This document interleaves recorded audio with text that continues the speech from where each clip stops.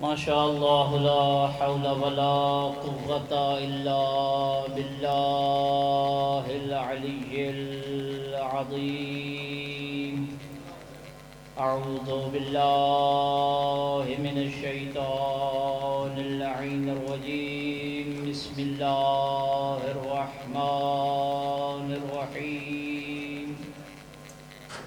رب اشرح لي صدري ويسر لي أمري واحلل عقدة من لساني يفقه قولي. الحمد لله رب العالمين، والصلاة والسلام على أشرف الأنبياء والمرسلين سيدنا ونبينا وشفيع ذنوبنا وطبيب قلوبنا ومولانا أبي القاسم محمد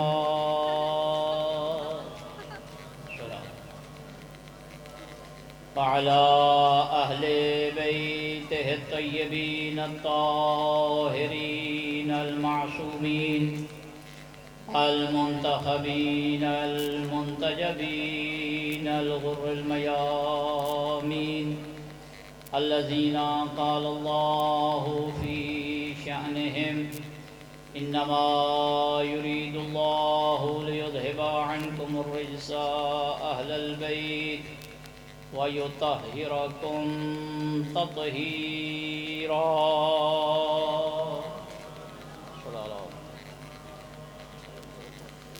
ورحمة الله على محبيهم ومواليهم وشيعتهم أجمعين، ولعنة الله على أعدائهم وظالميهم وغاصبي حقوقهم ومنكري فضائلهم من يوم عداوتهم وظلمهم إلى قيام يوم الدين. أما بعد، فقد قال الله سبحانه وتعالى في كتابه المجيد وفرقانه الحميد. بسم الله الرحمن الرحيم. وكل شيء أحصيناه في إمام مبين. صلوات پڑھیے بلند آواز. اللہ اکبر. یا رسول اللہ، یا علی.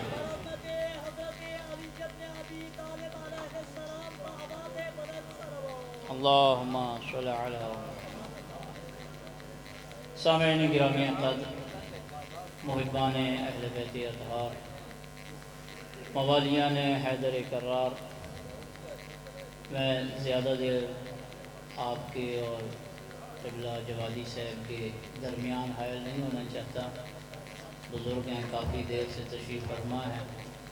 میں بانی کی حیثیت سے بس چند جملے آپ کی خدمت میں عرض کروں گا، اور ہم سب مل کے جوالی صاحب قبلہ اور دیگر علماء کے جو مواعظ حسنہ ہیں ان سے فائدہ حاصل کریں گے. خالق کائنات اپنی لاریب کتاب قرآن مجید میں سورہ یاسین مبارکہ میں ارشاد فرماتا ہے وَكُلَّ شَيْءٍ أَحْصَيْنَاهُ فِي إِمَامٍ مُبِينٍ، اور ہم نے ہر شے کا شمار کر کے رکھ دیا ہے اس امام میں جو کھلم کھلا امام ہے. ذرا غور سے سماعت فرمانا، اور ایسے مجھے لگے کہ میں بیدار لوگوں میں کوئی بات کر رہا ہوں، کیونکہ نظریہ امامت ایک اہم نظریہ ہے. اور آج جتنا اس نظریہ امامت پہ حملے ہو رہے ہیں، شاید کہ اتنے حملے خود توحید پر بھی نہیں ہو رہے. اس لیے توحید پہ جو حملے کرتا ہے وہ بس ایک ہی گروہ ہے جو توحید کو نہیں مانتا. جو اللہ کو نہیں مانتا وہ توحید پہ حملے کرتا ہے، مشرک کافر۔ لیکن افسوس یہ ہے کہ امامت پہ ہر طرف سے حملے ہیں، نام نہاد توحید پرست بھی حملے کر رہے ہیں، کافر اور مشرک بھی امامت پہ حملے کر رہے ہیں، اور منافق تو پہلے سے ہی امامت کے خلاف تھے، تو امامت پہ زیادہ حملے ہو رہے ہیں۔ ذرا آئیے امامت کو سمجھیے کہ امام ہوتا کون ہے، توجہ ہے یا نہیں ہے؟ خالق کائنات نے سورہ مبارکہ یاسین میں ارشاد فرمایا کہ ہم نے ہر شے کو شمار کر کے رکھ دیا ہے اس امام میں جو امام مبین یعنی کھلم کھلا امام ہے۔ اللہ رب العزت کی کتاب کا مطالعہ کرنے والے بزرگان تشریف فرما ہے، مدرسے کا جلسہ ہے، دیندار طبقہ عموماً تشریف لاتا ہے، یا طلبہ کرام تشریف فرما ہے جنہیں عربی سے کوئی سوجھ بوجھ ہوتی ہے۔ میرا ان سے یہ سوال ہے، رب دو جہاں یہ بھی کہہ سکتا تھا وَكُلَّ شَيْءٍ أَحْصَيْنَاهُ فِي إِمَامٍ، ہم نے ہر شے کو شمار کر کے رکھ دیا ہے امام میں۔ یہ کیوں فرمایا ہے کہ ہم امام میں شمار کر کے نہیں رکھا، بلکہ اس امام میں رکھا جو کھلم کھلا امام ہے؟ بھئی تنہا امام بھی کہہ سکتا تھا اللہ نے یہ کیوں فرمایا کہ ہم نے کائنات کی ہر چیز کا علم رکھ دیا ہے اس امام میں جو کھلم کھلا امام ہے، جو امام مبین ہے؟ جواب یہ آئے گا اس لیے کہ اللہ کے علم میں یہ بات تھی کچھ ایسے امام ہوں گے جن کا انتخاب بند کمروں میں ہوگا، اور جس امام کے سینے میں کائنات کا علم اللہ نے رکھا ہے اس کا انتخاب غدیر کے میدان میں ہوگا۔ مدرسے کے جلسوں میں نعرہ حیدری بھی لگایا جانا چاہیے، صرف صلواتوں پہ گزارا نہ کیا جائے۔ یا علی، اس لیے کہ اللہ کے علم میں یہ بات کہ کچھ امام ہوں گے جن کا انتخاب بند کمروں میں ہوگا، وہ چھپے ہوئے امام ہیں، مبین امام نہیں، اور اللہ جن کے سینے میں علم رکھے گا وہ امام ہوگا جسے محمد واضح کر کے دکھائے گا، وہ امام مبین ہے، اس کے سینے میں اللہ نے ہر شے کا امام رکھا ہے، ہر شے کا علم رکھا ہے، وہ امام مبین ہے۔ دیکھیے عزیزو، موالیان حیدر کرار، محبان اہل بیت اطہار، بزرگوں، مسلمانوں سے ایک سوال ہے کہ مسلمانوں کا جو قرآن ہے، کتاب ہے، وہ بھی مبین ہے، توجہ رہے، کتاب بھی مبین ہے، اور جس رسول کی پیروی کے دعوے دار ہیں وہ رسول بھی کیا ہے؟ مبین ہے، اور جس راستے پہ چل رہے ہیں جسے دین کہتے ہیں وہ دین بھی مبین ہے، توجہ ہے یا نہیں ہے؟ مسلمانوں کا قرآن کتاب بھی مبین ہے، قرآن نے کہا کتاب مبین، کتاب بھی مبین ہے، رسول جس کی پیروی کا حکم ہے اور جو پیروی کے دعوے دار ہیں وہ رسول بھی مبین ہے، وہ دین جس دین کے راستے پہ چلنے کے دعوے دار ہیں وہ دین بھی مبین ہے۔ میرا سوال مسلمانوں سے ہے، جب تیری کتاب بھی مبین ہے، تیرا رسول بھی مبین ہے، تیرا دین بھی مبین ہے، پھر امام بھی مبین مان۔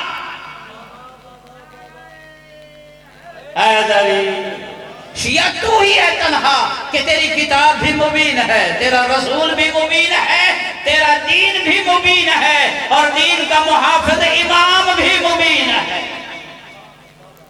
سارے جن کے کھلم کھلا ہوں وہ شیعہ ہی ہیں۔ جب یہ آیہ مبارکہ نازل ہوئی، رب دو جہاں کی قسم، عجیب روایت ہے جو مجھے یہ اس آیت کے ذیل میں تلاوت کرنی ہے۔ پاک پیغمبر کی عادت تھی جب جب آیت کو اترتی تھی مسجد نبوی میں آ کے اس کی تلاوت کرتے تھے، توجہ ہے نا؟ آقا تشریف لائے، اس آیہ مبارکہ کی تلاوت فرمائی، صحابہ کے مجمع میں ایک بڑے جلیل القدر صحابی ہیں، وہ کھڑے ہوئے، بڑے جلیل القدر صحابی ہیں، پہلے نمبر کے کہہ لیجیے، جو پہلی صف میں آتے ہیں، کھڑے ہو کر کہنے لگے یا رسول اللہ، یہ جو امام مبین جس کے سینے میں اللہ نے ساری چیز کا علم رکھا ہے، اس امام مبین سے مراد توریت ہے؟ آقا نے فرمایا اس سے مراد توریت نہیں ہے۔ پھر ایک دوسرے نمبر کے صحابی جو بڑے جلیل القدر تھے کھڑے ہو کر کہنے لگے یا رسول اللہ اگر توریت نہیں ہے پھر اس سے مراد انجیل ہے۔ آقا نے فرمایا اس امام مبین سے مراد انجیل بھی نہیں ہے۔ پھر ایک اور صحابی کھڑے ہوئے کہنے لگے کہ یا رسول اللہ اگر اس امام مبین جس کے سینے میں اللہ نے کائنات کا علم رکھا ہے، ہر شے کا علم رکھا ہے، خشک و تر کا علم رکھا ہے، اس سے مراد اگر توریت اور انجیل نہیں ہے تو پھر اس سے مراد زبور ہے۔ پاک پیغمبر نے فرمایا اس امام مبین سے نہ توریت مراد ہے، اس امام مبین سے نہ انجیل مراد ہے، اس امام مبین سے نہ زبور مراد ہے۔ جیسے آقا نفی کر رہے تھے کہ نہ اس سے توریت مراد ہے، نہ اس سے انجیل مراد ہے، نہ اس امام مبین سے زبور مراد ہے، اسی اثناء میں اچانک نہیں الہی سمجھوتے کے تحت علی ولی نمودار ہوئے۔ جیسے علی ولی آئے محمد نے علی کی طرف چہرہ پھیر کے رخ پھیر کے کہا واللہ هو هذا الامام المبین، رب دو جہاں کی قسم وہ امام مبین جس کے سینے میں کائنات کا علم ہے وہ ابو طالب کا بیٹا علی ہے۔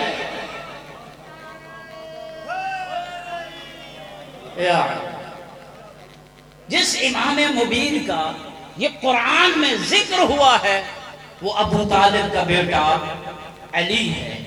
اب اس روایت سے یہ بھی پتہ چل گیا کہ دنیا والوں ہم سے نہ جھگڑو، یہ سیوطی کی نقل کردہ روایت ہے جو میں نے تلاوت کی ہے، در المنصور میں لکھی ہوئی ہے۔ آپ کے دیگر مؤلفین مفسرین نے بھی یہ روایت اس آیت کے ذیل میں لکھی ہے۔ پھر ہم سے جھگڑا نہ کرو کہ آیا علی کا علم باقی نبیوں سے زیادہ ہے یا نہیں ہے۔ توجہ رہے، یہ ہم سے نہ لڑو کہ شیعہ اپنے اماموں کو نبیوں سے بڑھاتے ہیں، یہ ہم سے نہ لڑو۔ پاک پیغمبر سے جب کہا گیا کہ امام مبین سے مراد توریت ہے، آقا نے فرمایا توریت نہیں ہے، آقا نے فرمایا انجیل نہیں ہے، آقا نے فرمایا زبور نہیں ہے۔ اب مجھے بتانا یہ ہے کہ موسیٰ کا علم ہے توریت سے، توجہ، موسیٰ کا علم ہے توریت سے، عیسیٰ کا علم ہے انجیل سے، داؤد کا علم ہے زبور سے۔ جب آقا نے فرمایا کہ علی کے سینے میں جو علم ہے توریت اس کا مقابلہ نہیں کر سکتی، انجیل اس کا مقابلہ نہیں کر سکتی، زبور اس کا مقابلہ نہیں کر سکتی، تو وہ نبی جن کا علم توریت سے ہے، جن کا علم انجیل سے ہے، جن کا علم زبور سے ہے، وہ موسیٰ اور عیسیٰ علی کے علم کا مقابلہ کیا کر سکتے ہیں؟ اس لیے کہ جو علی کے سینہ میں علم ہے وہ علم توریت سے بھی زیادہ ہے، وہ علم انجیل سے بھی زیادہ ہے، وہ علم زبور سے بھی کیا ہے؟ زیادہ ہے۔ اتنا علم ہے علی ابن ابی طالب کے سینہ میں۔ 3 دن کا تھا ابو طالب کا بیٹا، پاک پیغمبر کعبہ میں تشریف لائے، توجہ رہے میں قبلہ کو منبر دینے لگا ہوں۔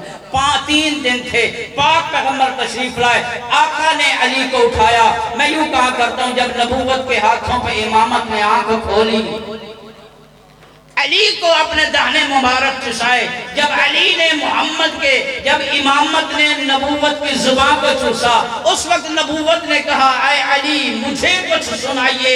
پھر علی نے کہا یا رسول اللہ توریت سننا چاہتے ہو تو توریت سناتا ہوں، انجیل سننا چاہتے ہو تو انجیل سناتا ہوں، زبور سننا چاہتے ہو تو زبور سناتا ہوں، صحف ابراہیم سننا چاہتے ہو تو وہ سناتا ہوں، اور اگر پروگرام ہو آپ بھی سنبھل کے یہ روایت سننا، مدرسہ میں بیٹھے ہوئے ہیں، ذمہ داری سے روایت پڑھنے کا عادی ہوں، آپ بھی سنبھل کے سننا۔ علی نے کہا یا رسول اللہ توریت سننا چاہتے ہو تو توریت سنانے کے لیے تیار ہوں، زبور سننا چاہتے ہو تو زبور سننے کے لیے تیار، سنانے کے لیے تیار ہوں، انجیل سننا چاہتے ہو تو انجیل سنانے کے لیے تیار ہوں، صحف ابراہیم سننا چاہتے ہو تو میں 3 دن کا علی صحف ابراہیم سنانے کے لیے تیار ہوں، سنبھل کے سننا۔ علی نے کہا یا رسول اللہ اگر پروگرام ہو تو وہ قرآن سناتا ہوں جو ابھی امت کے لیے نہیں آیا۔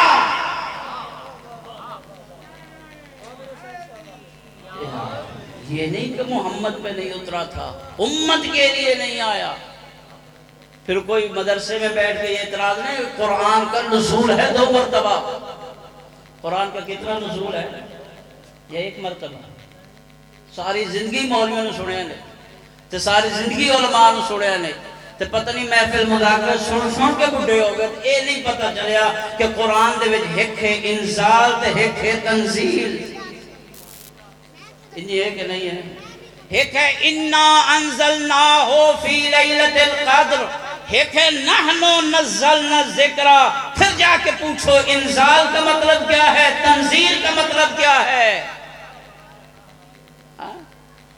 آقا نے فرمایا یا رسول اللہ اگر یہ کتابیں سننا چاہتے ہو تو میں سناتا ہوں، قرآن سننا چاہتے ہو تو میں سناتا ہوں۔ پھر اس وقت پاک پیغمبر نے ارشاد فرمایا میرا بھائی علی مجھے قرآن سے کچھ سنا۔ اور روایتیں یہ کہتی ہیں کہ مولا متقیان نے اس وقت فرمایا بسم اللہ الرحمن الرحیم قد افلح المؤمنون، سورہ مومنون کی پہلی آیت تلاوت کر کے علی ولی نے یہ پیغام دے دیا میں بقرہ نہیں سنانے آیا، میں نساء نہیں سنانے آیا، میں اور کوئی سورہ حل عطا سنانے نہیں آیا، مومنون کی سورہ کا انتخاب کر کے آقا نے یہ بتا دیا یاد رکھو مومنوں کا امیر آ گیا ہے۔ اللہ یا رسول اللہ یا قد افلح المؤمنون، مومن کامیاب ہو گئے۔ کیوں کامیاب ہو گئے؟ اس لیے آج ان کا امیر آ گیا۔ اللہ کا یہ ولی اتنے علم کا مالک ہے، اتنے علم کا مالک۔ بڑا فرق ہے دنیا والوں کے پیشواؤں کے علم اور علی ولی کے علم کے درمیان۔ میں کہا کرتا ہوں یہ ہمیں عقیدے کو دوبارہ سے بچوں کو پڑھانا چاہیے اور ہمیں بھی خود سے پڑھنا چاہیے دوبارہ۔ یہ نہ کہا کرو کہ ہمارے اماموں کے پاس زیادہ علم ہے اور ان کے پاس تھوڑا علم ہے۔ توجہ ہے یا نہیں ہے؟ تھک گئے ہو یا میں بس کر دے رہا ہوں؟ یہ نہ کہا کرو کہ ہمارے اماموں کے پاس زیادہ علم ہے اور غیروں کے اماموں اور پیشواؤں کے پاس تھوڑا علم ہے۔ تھوڑا اور زیادہ وہاں ہوتا ہے جہاں جنس ایک ہو لیکن کسی کے پاس زیادہ ہو اور کسی کے پاس تھوڑی ہو، جہاں کوانٹٹی کا فرق ہو، مقدار کا فرق ہو۔ اس کے پاس 20 کلو گندم ہے اور اس کے پاس 10 کلو گندم، 20 کلو والے کے پاس زیادہ گندم، 10 کلو والے کے پاس کم گندم ہے، لیکن آل محمد کے علم جو ہے وہ کوانٹٹی کے اعتبار سے نہیں ہے، کوالٹی کے اعتبار سے ہے۔ ان کا علم علم الہی ہے، ان کا علم بندوں سے پڑا ہوا ہے۔ زیادہ اور کم کی مقدار کا وہاں ہوتا ہے جہاں جنس ایک ہو۔ اور بڑا کمال کا جملہ ارشاد فرمایا آقا دو جہاں حضرت امام حسن مصطفیٰ علیہ السلام، درود بھیجے گا بلند آواز سے۔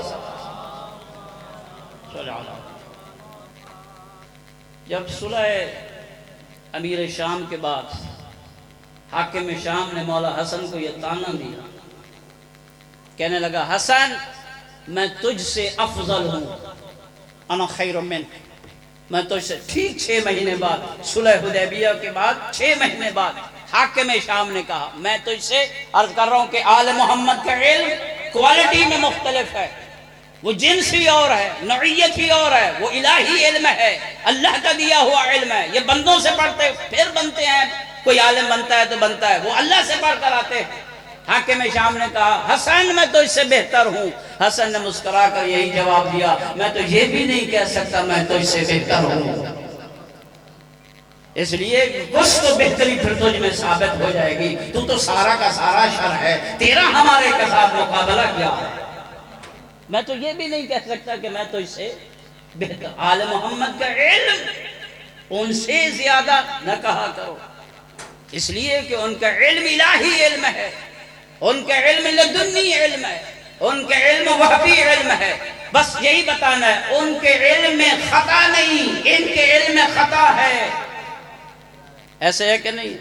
ان کے علم میں غلطی ہے، ان کے علم میں غلطی نہیں ہے۔ یہ کسی سوال کے پوچھنے پہ لا ادری کہہ دیتے ہیں ہمیں پتہ نہیں ہے، آل محمد یہ نہیں کہتے ہمیں پتہ نہیں ہے۔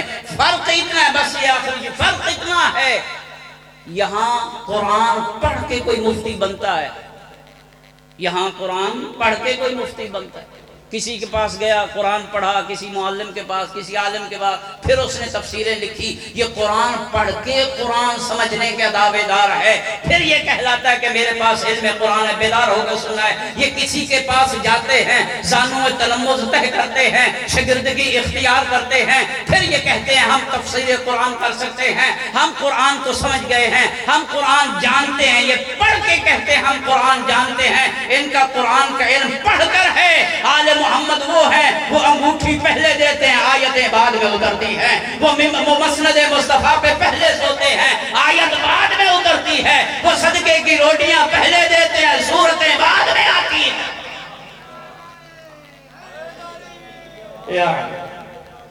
مدرسے کی فضائل پڑھے تو سنے جانا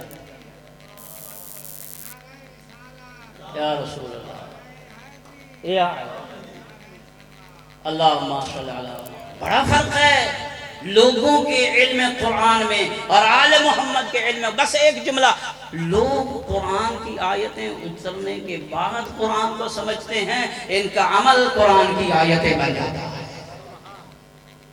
ان کا عمل قرآن کی آیت۔ میں اپنی طرف سے نہیں کہہ رہا، روایت بیان کرنے کا عادی ہوں۔ اصول کافی میں ہے، آقا امام جعفر صادق علیہ السلام ارشاد فرماتے ہیں، یاد رکھو ان القرآن علی ثلاثۃ اثلاث، قرآن کے 3 حصے ہیں، الثلث فینا، 1/3 ہم آل محمد کے فضائل میں ہے،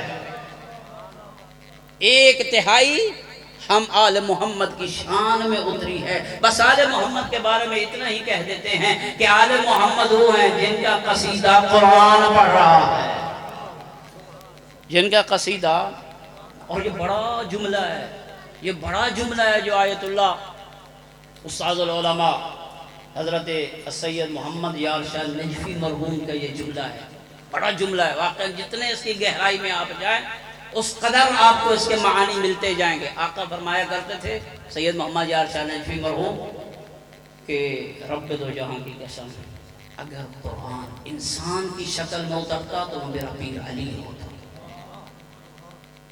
اللہ اکبر، اور اگر علی کتاب کی شکل میں ہوتا تو قرآن مبین ہوتا۔ بڑا جملہ ہے، یہ نعرے کے لیے نہیں ہے، عقیدے کو بلند کرنے کے لیے۔ اور افسوس یہ پھر انہی علماء کو ہم کہتے ہیں یہ وہابی عالم ہے، یہ تو مقصر عالم ہے، یہ تو علی و ولی اللہ کے منکر ہے۔ نہیں عزیزو، اگر یہ علماء نہ ہوتے تو آج یہ عقیدہ علی و ولی اللہ کا پرچار ہی نہ ہوتا۔ اگر یہ علماء کرام کی محنتیں نہ ہوتی تو آج یہ ہماری نسلوں تک یہ پیغام توحید نہ پہنچتا، یہ پیغام شرم و حیا نہ پہنچتا، یہ درس نبوت و رسالت نہ پہنچتا۔ یہ علماء کی محنتیں ہیں، ورنہ آج ہماری اولادیں گمراہ ہو جاتی۔ ان علماء نے مشکلات میں سفر کر کے جگہ جگہ، قریہ قریہ، بستی بستی، جب نہ کوئی ٹرانسپورٹ ہوتی تھی، جب نہ کوئی وسائل ہوا کرتے تھے، اور نہ کوئی خدمت کرنے والے خدمت کرتے تھے، اپنے بچوں کو چھوڑ کے ایک دن تک فلاں علاقے میں پڑاؤ ڈالنا اور وہاں بیٹھ کے اللہ کی توحید کو بیان کرنا، اللہ کے قرآن کی آیتوں کی تلاوت کرنا، یہ بہت بڑا جہاد ہے۔ اور وہ بندہ ناشکرہ ہے جو بندہ بندوں کا شکر ادا نہیں کرتا۔ ہمیں اپنے علماء کا شکر ادا کرنا چاہیے کہ انہوں نے ہمیں راہ پہ لگایا، سیدھے راستے پہ لگایا۔ مجھے یہ میں نے لاہور بھی کسی جگہ پہ یہ جملہ کوٹ کیا ہے، وہ لوگ وہاں موجود تھے اس پروگرام میں، یہاں بھی وہ آئے ہوئے ہیں، انہوں نے مجھے یہ جملہ کہا، اور واقعا میں بہت سوچتا ہوں کتنے یہ لوگ شکر گزار ہیں۔ انہوں نے ایک جملہ کہا، اب بھی موجود ہے اسی مجلس میں، وہ کہتے ہیں قبلہ، میں ان کے پاس مجلس پڑھنے گیا تھا، وہ کہتے ہیں قبلہ اگر علامہ محمد حسین نجفی نہ ہوتے اور دیگر علماء نہ ہوتے ہم مشرک ہو کے مر رہے تھے۔ اللہ اکبر، ہم مشرک ہو کر مر رہے تھے۔ بڑی محنت ہے علماء کرام کی۔ عالم امام کا علم عام بندوں کے علم جیسا نہیں ہے۔ دوسری دلیل یہ ہے، بس آخری دوسری دلیل یہ ہے، بخاری کی شرح لکھی ہے ابن حجر عسقلانی نے، اس نے ایک روایت لکھی ہے، اس روایت میں یہ ہے کہ ایک دن پاک پیغمبر بھی تشریف فرما تھے، امام حسن مجتبیٰ بھی تشریف فرماتے، آگے ترس میں کچھ کھجوریں پڑی ہوئی تھی، امام حسن مجتبیٰ نے، علم امام بتا رہا ہوں، امام حسن مجتبیٰ نے ایک کھجور اٹھا کے کھانا چاہی، جناب رسول اکرم نے حسن کا ہاتھ پکڑ کے روک کے کہا ابنی حسن انہا صدقتن، یہ کھجوریں صدقہ کی ہیں، نہ کھائیے، الصدقۃ علینا حرام، صدقہ ہم پر حرام ہے۔ یہ روایت ہم نہیں مانتے، لیکن اس کی جو شرح لکھی ہے ابن حجر اسقلانی نے فتح الباری فی شرح البخاری، وہ شرح مجھے بتانی ہے، روایت میں نہیں مانتا، اس لیے کہ امام حسن کو نبی کے بتانے سے پہلے علم تھا کہ یہ کھجوریں نہ فقط صدقہ کی ہیں، آقا کو یہ بھی پتا تھا کہاں سے آئی ہے۔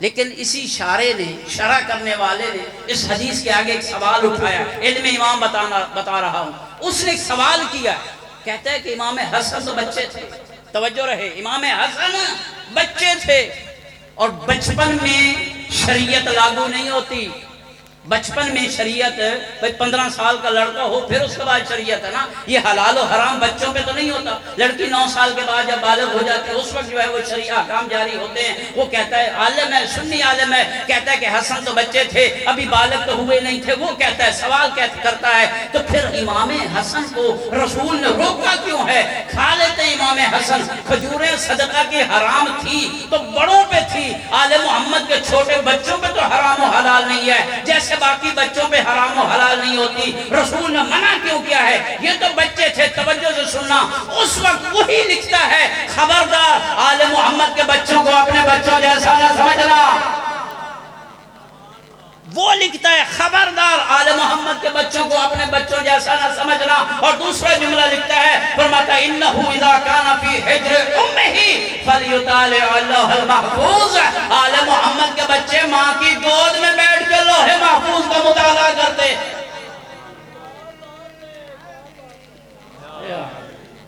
آل محمد کا علم عام لوگوں کی طرح علم نہیں ہے۔